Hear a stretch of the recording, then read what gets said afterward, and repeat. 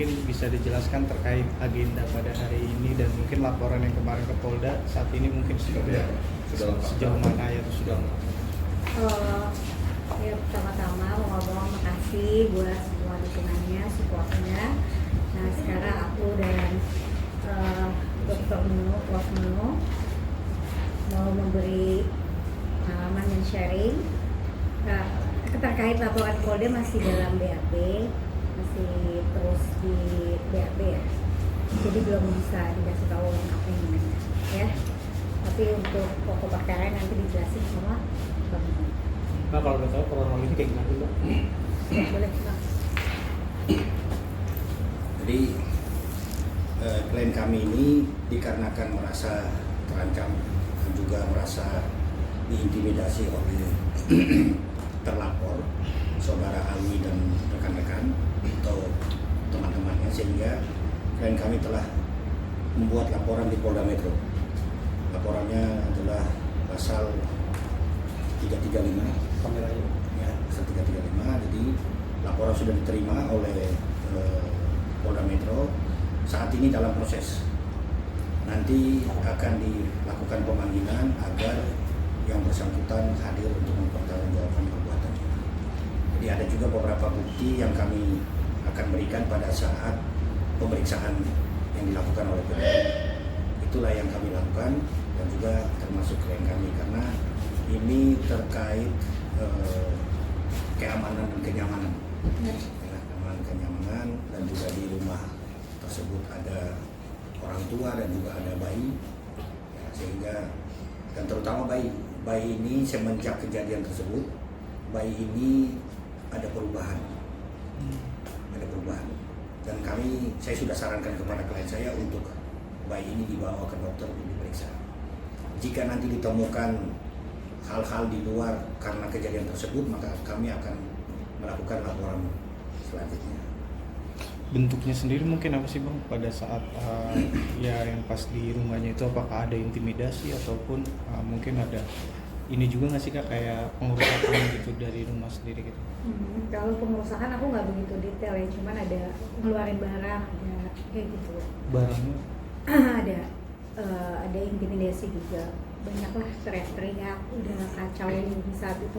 Kebetulan Bang Nuno itu pas lagi nggak di Jakarta, lagi di Singapura gitu, tapi ada tim yang lain datang ke sana, tapi mereka itu nggak mau ngerti, diajak ngomong tuh nggak ngerti gitu, diajak ngomong secara hukum nggak ngerti, jadi susah ya ngomongnya sama dia preman gitu kan, kita susah gitu, dan saya ngerasa nggak nyaman sekali di saat itu. Berarti mereka maksa masuk terus ngeluarin barang-barang seperti Iya. apa? Kenapa? Masuk maksa ngeluarin barang-barang seperti apa waktu itu? Iya maksa masuk dan dimaksa untuk keluar gitu. Jadi dengan caranya salah satu mungkin ngeluarin barang kayak gitu. Kan ini nggak boleh loh sebenarnya. Jadi yang saya lihat di video yang dikirim, karena saya pada saat itu ada di Singapura, saya lagi di Singapura, jadi video yang dikirim ini saya sempat lihat ada beberapa orang yang sudah mengeluarkan kursi sofa, tarik keluar untuk pengosongan. Sehingga saya minta kepada rekan-rekan kuasa hukum yang ada di Jakarta untuk meluncur ke rumah Asia supaya membantu agar tidak dilakukan pengosongan dengan secara paksa seperti itu. Padahal besoknya itu sidang perdata. Nah, sesuai dengan aturan tidak bisa mereka melakukan pengosongan atau mereka eksekusi, itu tidak boleh karena masih dalam proses persidangan, kecuali dilakukan secara resmi dan sah oleh pengadilan, itu sah saja. Nah ini sehingga dikarenakan itu sehingga saya minta kepada rekan-rekan kuasa hukum yang di Jakarta yang pada saat di tempat kejadian bersama dengan klien kami untuk membuat laporan di Polda Metro. Tapi yang sampai saat ini yang belum kita lakukan laporan yang tadi seperti saya sampaikan, yang bayi anak daripada Mbak Asia ini. Tapi kemarin juga sempat ke Polsek Pasar Rebo. Nah itu gimana tindak lanjut dari Polres Pasar Rebo itu? Jakarta Timur. Polres Jakarta Timur. Polres Jakarta Timur. Saat itu ya. Malam itu klien kami dibawa oleh pihak Polres dijemput, dibawa ke sana untuk supaya tidak terjadi lagi kericuhan di tempat tersebut. Klien kami dibawa untuk dimintai keterangan atas dasar laporan mereka, karena mereka juga membuat laporan. Sebelumnya mereka membuat laporan kepada klien kami, namun klien kami belum sempat hadir dan tanggalnya pun belum besok atau belum malam ini juga, belum. Masih tanggal 14. Tanggal 14, tapi dikarenakan situasinya itu kacau, supaya bisa bubar, sehingga klien kami dibawa ke sana untuk diperiksa. Setelah selesai dimintai klarifikasi, dikembalikan, dan sampai hari ini masih ada. Kira-kira seperti itu yang kami sampaikan. Mungkin ada lagi dari rekan-rekan. Setelah ini kan sudah BAP Bang, ada ini nggak sih dari pihak Sana Alwi ataupun yang untuk ngajak komunikasi atau apa gitu setelah laporan ini dilayangkan? Setelah dibuat laporan ini belum ada. Tetapi sebelum saya berangkat ke Singapura ada. Mereka mencoba untuk menghubungi saya, tetapi saya menolak. Saya menolak untuk menemui yang bersangkutan, dikarenakan yang bersangkutan saya lihat tidak fair dalam hal ini. Dan Alwi ini bukan pemilik, Alwi ini bukan pembeli. Ini Alwi penerima kuasa. Dan yang bersangkutan bukan pengacara. Dia hanya menerima kuasa tapi bukan pengacara. Nah, ini juga saya lagi mendalami sama rekan-rekan. Jika ditemukan pidananya akan kami laporkan juga. Kan si Alwi ini penerima kuasa, Ya. yang memberi kuasa itu turut andil juga dalam laporan itu seperti apa? Mungkin ada kaitan dengan mereka. Yang pemberi kuasa ini tidak ikut dalam aksi pada saat itu. Dia ada mungkin di rumahnya ya, dia tidak ikut. Tapi Alwi yang menerima kuasa. Jadi dua-duanya namanya Alwi. Pemberi kuasa namanya Alwi, penerima kuasa juga namanya Alwi. Jadi kita istilahkan Alwi pemberi kuasa dan Alwi penerima kuasa. Jadi Tapi yang berbeda orang. membuat onar ini Iya, beda. adalah Yang mendapat kuasa. yang mendapat kuasa. Jadi beda orang.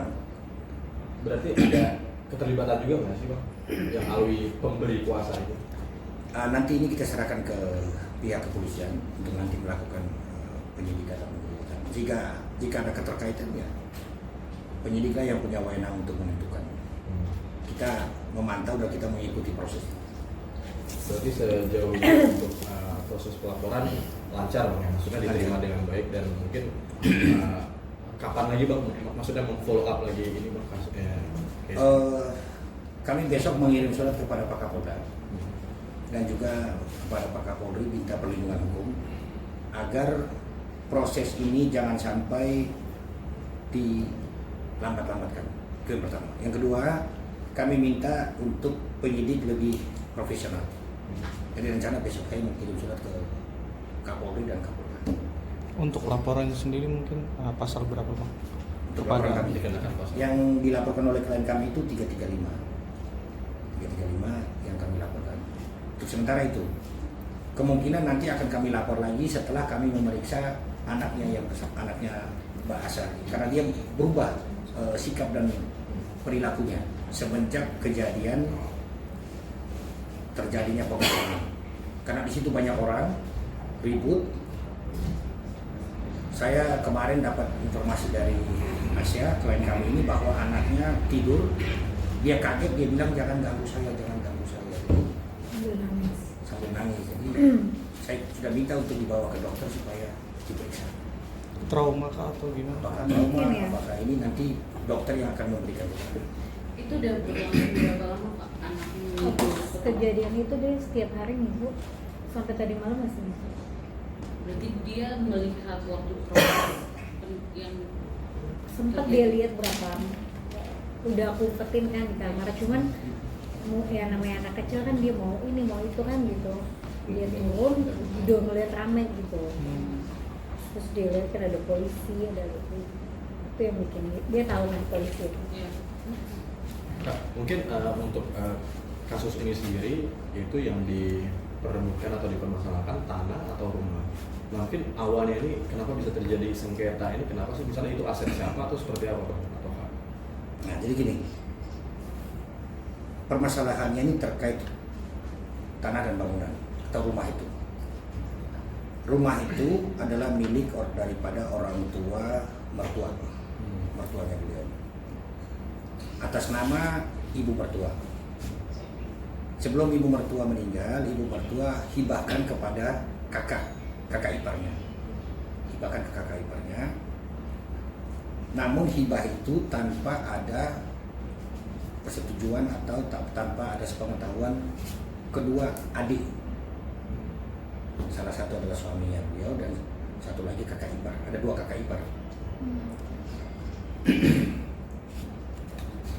Ini adalah dihibahkan, dan setelah dihibahkan, sertifikat tanah itu berubah ke atas nama kakak ipar. Dalam perjalanan, sertifikat tersebut dianggunkan ke bank untuk perusahaan mereka. Atas sertifikat atas nama kakak kandung, sebagai penanggung jawab atas pinjaman di bank adalah adik. Kebetulan suaminya beliau ini Direktur Utama PT Nayumi Perkasa, sehingga penanggung jawabnya adalah suaminya. Uang yang keluar untuk usaha mereka bersama. Setelah proses berjalan, perpanjangan, mereka 2 hadir ke bank untuk perpanjangan. Itu kalau nggak salah 2 sampai 3 kali. Sampai terakhir, tiba-tiba kakaknya ini mengalihkan sertifikat terus masih di bank. Kakak iparnya ini mengalihkan kepada orang lain atau menjual kepada orang lain, yaitu adalah Alwi. Dan Alwi setelah beli, Alwi balik nama ke nama Alwi, tanpa sepengetahuan adiknya. Adiknya adalah suaminya ini yang menempati rumah ini dari dulu sampai sekarang. Tanpa sepengetahuan, tiba-tiba Alwi penerima kuasa, Alwi pembeli memberikan kuasa kepada Alwi penerima kuasa, datang ke tempat itu minta untuk dikosongkan, sehingga suaminya ini tidak terima. Kok dikosongkan? Kenapa? Setelah dicari tahu, ada peralihan itu di bank. Jadi setelah ditahu bahwa ada peralihan ini tidak sesuai dengan ada cacat hukum, suaminya menghubungi kami dan juga termasuk Mbak Aisyah minta untuk kami ambil langkah hukum, sehingga kami ajukan gugatan perdata. Gugatan perdata kami ajukan, diketahui oleh Alwi pembeli dan juga Alwi penerima kuasa. Sehingga mereka bagaimana caranya sebelum proses persidangan mereka ingin kuasa fisik. Akan tetapi kalau jika proses persidangan masih berjalan, maka tidak bisa dikosongkan. Itu aturannya seperti itu. Jadi itulah permasalahan. Permasalahannya adalah pengalihan. Itu yang pertama. Yang kedua, di bank jika mengalihkan sesuatu, mengalihkan kepada orang lain, harus sepengetahuan kedua orang tersebut, suaminya dan kakak iparnya. Karena waktu pengambilan pinjaman kan mereka 2 sama-sama tanda tangan. Kali ini tidak, hanya kakaknya aja, tapi adiknya tidak tanda tangan. Dan sempat adiknya ini menanyakan kepada bank, kok bisa tanpa tanda tangan saya bisa mengalihkan orang lain? Bank nggak bisa jawab. Apakah itu terjadi pemalsuan tanda tangan atau pemalsuan dokumen? Ini juga kami dalam 2 atau 3 hari ini kami akan melaporkan pidananya. Diduga melakukan pasal 263 dan 266. Ini kemungkinan besok atau lusa. Karena tidak ada tanda tangan klien kami. Sehingga kami minta ini proses juga kemungkinan ya ada pidananya. Inilah masalah yang dialami oleh keluarganya bahasa. Bukan berarti mereka tetap mau menempati atau mengambil itu rumah, bukan. Tetapi ada proses administrasi yang salah. Itu yang pertama. Yang kedua, Alwi penerima kuasa pernah datang bertemu dengan suaminya Mbak Asya dengan cara yang tidak baik. dengan cara seolah-olah memaksa dan juga merasa hebat, sehingga suaminya beliau ini nggak terima. Tapi kalau waktu itu dia bicara baik-baik, dia bicara dengan seperti kawan atau seperti sahabat, karena mereka ini saling kenal, bukan nggak kenal, saling kenal, teman, sahabat, dan ada hubungan keluarga Ada sedikit. hubungan keluarga. Kalau bicara baik-baik, tapi karena Alwi ini datang dengan cara yang tidak sopan, dengan cara yang agak memaksa dan juga merasa punya kekuatan, sehingga suaminya Mbak Sarah ini nggak terima. Nggak terima, akhirnya berlanjutlah sampai kemarin. Tapi Bang, alasan dibalik yang bukannya sertifikat itu mungkin ada keliling utang apa? Enggak, bukan keliling utang, tapi ini Pinjaman modal aja. pinjaman modal usaha mereka. Oh, maksudnya setelah di itu berarti nggak ada utang piutang sama sekali ya? Dan hanya ada di bank. Hanya ada di- Ya, seperti itu. Jadi hutang-hutang nggak ada. Berarti Bang, kakak ipar bisa terlibat juga, ataupun nanti pihak perbankan atau bisa terlibat juga, atau gimana nih Bang? Karena kan pihak perbankan tidak ada alasan yang jelas. Terus kakak ipar itu juga mungkin sepihak. Apakah bisa juga terlibat dari kasus ini atau seperti apa? Ya, Ya, lagi itulah. juga, ya. Itulah yang tadi saya sampaikan. Hmm. Kemungkinan besar ada pembuatan tanda tangan palsu atau dokumen palsu. Yang tadi saya sampaikan, yang dilakukan oleh kakak ipar atau kakak iparnya Mbak ini. Ini karena mengalihkan kepada orang lain tanpa sepengetahuan suaminya. Karena suaminya kan direktur utama yang bertanggung jawab atas utang yang ada di bank. Yang bayar cicilan setiap bulan itu adalah perusahaan. Yang bertanggung jawab adalah direktur utama. Direktur utamanya suaminya ini. Pada saat pengambilan uang atau pinjaman uang untuk usaha bersama ini, mereka dua sama-sama tanda tangan. Pertanyaannya, pada saat dialihkan oleh kakaknya kepada orang lain dan balik nama atas nama orang lain, suaminya tidak tahu secara diam-diam. Berapa Bang total di Bang? Kalau total saya kurang tahu. Nanti lah. Ini saya kurang tahu ya totalnya. Saya juga belum sempat tanya, karena kalau saya tanya nggak enak juga.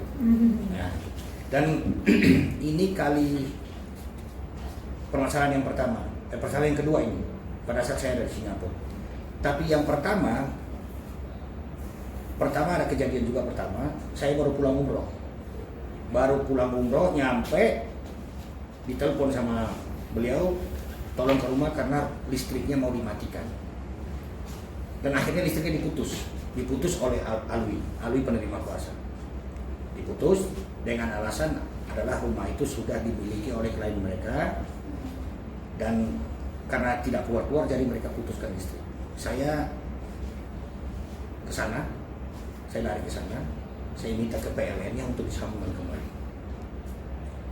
Kalau kamu nggak sambungkan kembali, nanti masalah juga buat kamu. Udah diputus. Saya ke sana, saya jelaskan, datang Kapolsek, datang dari Dan Ramil, datang RT, RW, semua saya jelaskan duduk perkaranya, akhirnya dipasang kembali. Itu kejadian yang pertama. Nah, kejadian kedua, mereka tahu saya lagi ke Singapura, jadi mereka berani datang ke sana. Sehingga saya kirimlah beberapa pengacara untuk membantu. Akhirnya sampai hari ini mereka tidak datang lagi, tapi nggak tahu besok atau lusa. Namun kami sudah minta perlindungan hukum kepada Kapolda, Kapolri untuk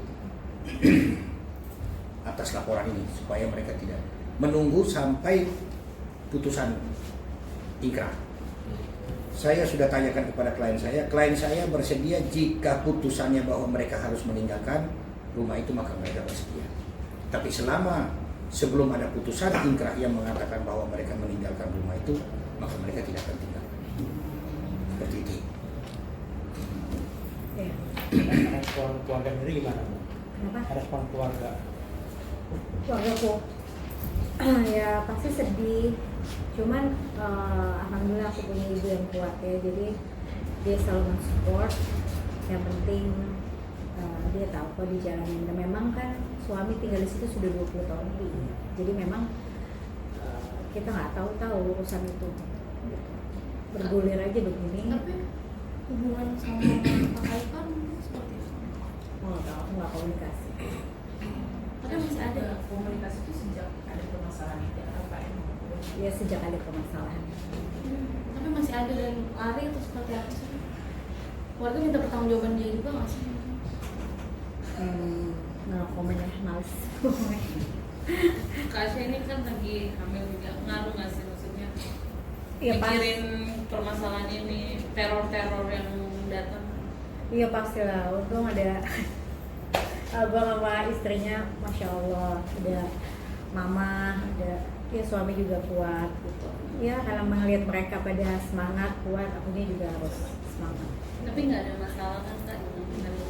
Aku belum cek lagi sih, cuman lemes. Kemarin tuh aku pas habis kejadian itu 9 April aku sakit langsung. Baru sembuh ini, baru enakan suara. Terus batuk, drop lah. Karena yang datang mbak bukannya 10-20 orang, 30 lebih. Di rumah nggak ada orang, ada aku doang sama suami sama anak, ada nenek. Jadi, aduh bisa bayangin tuh kacau banget di situ. Pada saat pemutusan listrik itu ada di rumah. Ada. Itu kejadian sehari full atau langsung Oh malam enggak, itu masih berapa jam lah ya, setengah hari lah gitu ya. Dan itu anak-anak dalam rumah. Ada. Itu sebenarnya orang PLN sih nggak tahu apa-apa gitu. Dia tuh taunya itu rumah kosong. Karena kan dia putus tuh nggak pakai ngomong-ngomong sama kita, nggak ngetok nggak apa gitu loh. Terus ya ini nggak ada teror lagi kan Kak? Mungkin berupa SMS atau apa gitu datang di rumah diam-diam gitu, pernah ngeliat orang diam-diam datang atau sejauh ini? Ya kalau ada orang diem mungkin ada ya. Ada beberapa orang yang lihat. Cuman aku nggak. Ini sih nggak. Nah aku hirauin, insya Allah. Aku berharap mudah-mudahan polisi bisa tegak lurus, bisa mendamaikan semua, bisa memberi rasa kenyamanan. Gitu. Tapi apa sih Tanpa yang ada intervensi. apa sih yang Kak Asya harapin mungkin kalau seandainya ujungnya harus keluar dari rumah sudah siap kan? Ya kalau pengadilan yang bicara dengan bukti-bukti yang ada, kenapa enggak? Itu kan kita harus mentaati hukum, gitu, fair dong. Tapi kalau memang itu, walaupun kita tahu ya dari mana itu sumbernya, maksudnya rumahnya dari mana, bagaimana prosesnya, yang peralihan itu, cacat hukumnya segala macam, ya kita akan berjuangin itu dulu.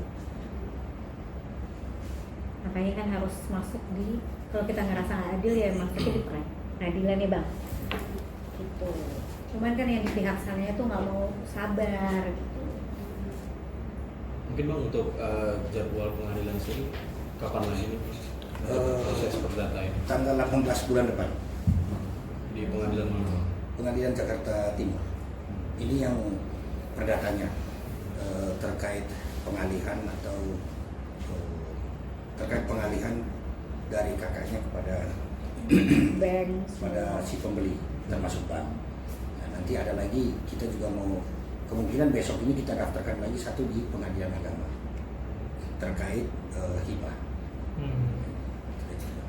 Kalau toh juga nanti semua pengadilan ini memutuskan bahwa mereka dikalahkan ya, bahasa singkatnya kalau mereka dikalahkan ya mereka bersedia untuk meninggalkan. Tapi kalau selama belum ada putusan yang mengatakan itu mereka kalah ya masih tetap di sana. Kak Asya itu rumah dihuni Kak Asya mungkin dan suami dari awal nikah sampai sekarang. Kak Asya di situ. Iya, kalau aku kenal waktu Fahmi masih umur 19 di situ 20 lah. Dari pacaran pertama 2002 dia udah di situ. Dia rumah itu baru jadi aku di situ pacarannya. Jadi aku tahu banget, emang dia udah lama di situ. Itu rumah masa kecil. Iya, mamanya meninggal di situ. Iya, mama mereka berkeluarga di situ. Kakaknya justru malah nggak pernah ada yang tinggal di situ. Cara menguatin suami seperti apa sih Kak? Kamu juga lagi hamil nih kan dalam proses ini seperti apa? Cara menguatkan Kuat dia Bismillah. Orang juga kuat. Tapi sempat sedih nggak sih? Maksudnya kan dia memperjuangkan rumah masa kecil bertumbuh di rumah itu berat juga. Iyalah, namanya perasaan ya. Namanya kita perempuan kan pakai perasaan, apa sedih, kasihan. Cuman ya, dia namanya kejahatan kan adanya di mana-mana ya, Bu. Jadi ya kadang kita harus terima siapa yang buat, apa yang terjadi. Berarti Tapi Kak Asya kasus nanti di pengadilan maksudnya untuk memperjuangkan rumah ini berarti bakal fight sampai titik darah penghabisan ya berarti ya? Nah ya insya Allah. Tapi udah punya plan B mungkin Kasa ketika mungkin aibnya atau buruknya harus meninggalkan rumah itu udah punya plan B untuk tinggal di mana atau seperti apa nggak sih? Oh kalau tinggal mah gampang, gampang itu no problem, maksudnya urusan gampang gitu. Cuman ya mempersiapkan untuk pengadilan aja dan bukti-bukti yang lain. Itu aja sih yang saya lebih concern di situ. Berarti bukan Sama masalah tindak pidana yang kemarin itu loh, kalau orang datang itu kan dia nggak bisa juga dia semena-mena datang kayak gitu, ya kan Mbak? Ya dengan alas hak itu kan dia nggak bisa semena-mena buat orang-orang, mengintimidasi orang, membuat kacau, membuat gaduh, ya nggak gitu juga kan, ini negara ada hukumnya. Jadi ya hormatilah proses hukum yang lagi jalan. Kalau kita nggak menghormati hukum, jadi kita maunya di mana tinggalnya?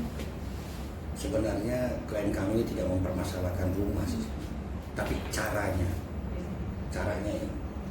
Kalau mau seperti itu mungkin saya lebih bisa. Mau datang kuasai fisik, saya pikir mungkin saya lebih bisa, tapi nggak boleh kan. Apalagi saya seorang pengacara dengan gelar yang tinggi, nggak bisa main seperti itu, nggak boleh. Kalau kulit sudah pas lah, kulit sama rambut sudah bukan. Kalau kulit muka sama rambut sudah pas lah untuk maksa-maksa supaya orang keluar. Tapi kalau profesi saya kan nggak boleh, gitu kan. Nah itu, jadi seperti itu sih. Nanti Kak Asya mungkin kira-kira aja deh kan nilai bangunan yang di tempat itu sekitar berapa? Ya around 8 M ya, 8 M 8 di sana. Kawasan masih di tengah-tengah kota ya Kak? Puluhan Hah? M. Enggak, 8 M. Kurang lebih 8 sampai 85. luas bangunan?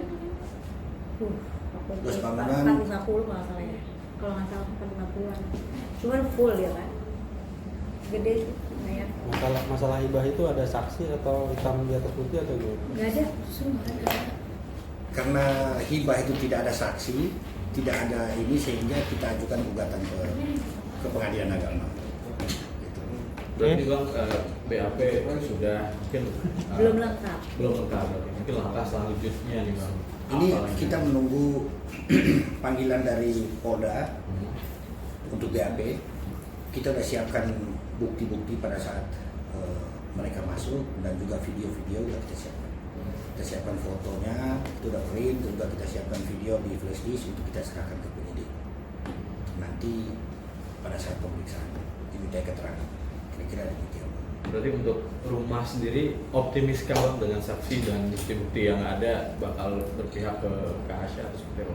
Kalau untuk kejadian yang kemarin, ya kita menunggu prosesnya. Tapi karena saksi kita juga banyak, saksi dari kelurahan ada, saksi dari kepolisian ada, saksi dari polsek, kanit, serse, banyak saksi. Jadi kita bisa melihat bahwa 75% ke pihak sini. Saya tidak bisa kasih bilang 100% karena nanti salah lagi kan. Nah, tapi kalau kita lihat dengan seperti itu, kalau laporan ini diterima berarti ada dasar yang kuat. Nanti kita lengkapi lagi dengan saksi dan bukti-bukti yang kemarin belum kami serahkan.